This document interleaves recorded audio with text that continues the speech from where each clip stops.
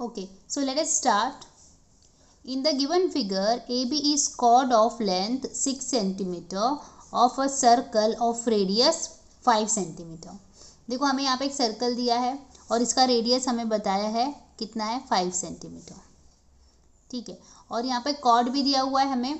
Cord AB का length कितना है 6 centimetre. The tangent at A and B intersect at a point P. तो यहाँ से पॉइंट ए और पॉइंट बी से टेंजेंट गई हुई है और वो कहाँ पर मिलती है, पी पर आकर मिलती है. Find the length P B. हमें क्या निकालना है, लेंथ पी बी निकालना है. मतलब this is our question mark, right. तो चलो देखते हैं. पहले तो हम लोग गिवन डाल देते हैं. तो गिवन में हम लिख देते हैं, हमें पता है कि ए बी जो है वो 6 सेंटीमीटर है और रेडियस हमें दिया हुआ है, मतलब ओ बी हमें पता है विच इज़ 5 सेंटीमीटर. ठीक है, फाइंड क्या करना है हमको, फाइंड पी बी. ठीक है, तो कैसे करेंगे, देखो हम क्या करते हैं, पहले हम वैल्यू ओ एल निकाल लेते हैं. यहाँ पे ये पॉइंट को मैं एल नाम दे देती हूँ.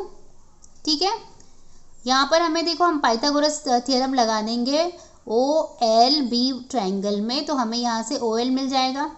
पर क्या हमें बी एल पता है, यस पता है. देखो यहाँ से ओ एल से अगर मैंने परपेंडिकुलर डाला कहाँ पर, कॉर्ड ए बी पर, तो कॉर्ड ए बी हाफ में डिवाइड हो जाएगा.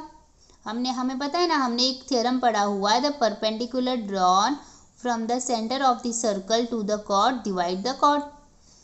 टोटल कॉर्ड हमारा 6 है, तो मतलब ये भी 3 हो जाएगा और ये पार्ट भी 3 हो जाएगा. ठीक है, तो हम लिखेंगे कैसे, O L is perpendicular on A B. ये मैंने कंस्ट्रक्शन किया, ओ एल को मैंने ए बी पर परपेंडिकुलर बनाया है.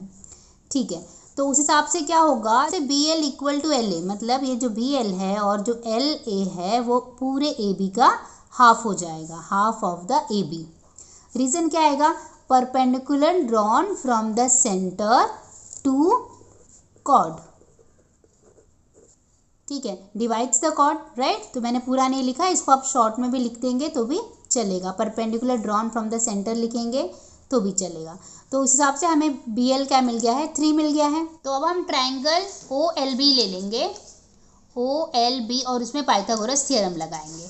तो हम यहाँ पर लिखेंगे in triangle O L B using Pythagoras theorem. तो देखो ये तो 90 है, तो अब हाइपोटेनस क्या होगा, ओ बी. तो मैं लिखती हूँ O B square equal to O L square plus L B square. ठीक है, ओ बी मेरा 5 है तो 5 का स्क्वायर, ओ एल नहीं पता, एल बी मेरा 3 है.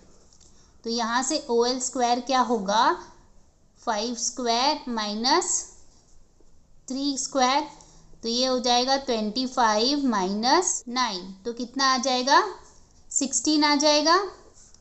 ओ L square is equal to 16, तो यहाँ से मुझे ओ एल मिल जाएगा 4. ठीक है, तो मैं यहाँ पे लिख देती हूँ ओ एल 4 है. ओके, अब मैं क्या करूँगी, अब देखो मुझे फाइंड करना है पी बी. ठीक है, तो उसको फाइंड करने के लिए मैं 10 का रेशो का यूज़ करने वाली हूँ. देखो मैं कैसे करूँगी, मैं एंगल ले रही हूँ B O L, angle B O L ले रही हूँ और इसमें मैं 10 का वैल्यू लगाऊंगी.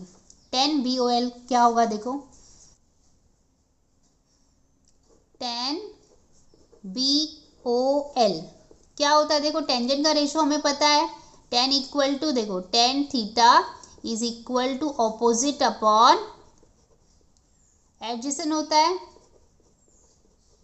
राइट. अभी अगर मैं बी ओ एल में 10 लगा रही हूँ बी ओ एल में, तो अपोजिट इसका क्या होगा, अपोजिट होगा बी एल. तो यहाँ पे मैंने बी एल लिख दिया. एडजेसेंट क्या होगा, देखो यहाँ पे बी ओ एल का एडजेसेंट क्या होगा, एडजेसेंट उसका ओ एल होगा, तो मैं यहाँ पे ओ एल लिख देती हूँ. तो बी एल का वैल्यू मेरा है 3 और ओ एल का वैल्यू है 4.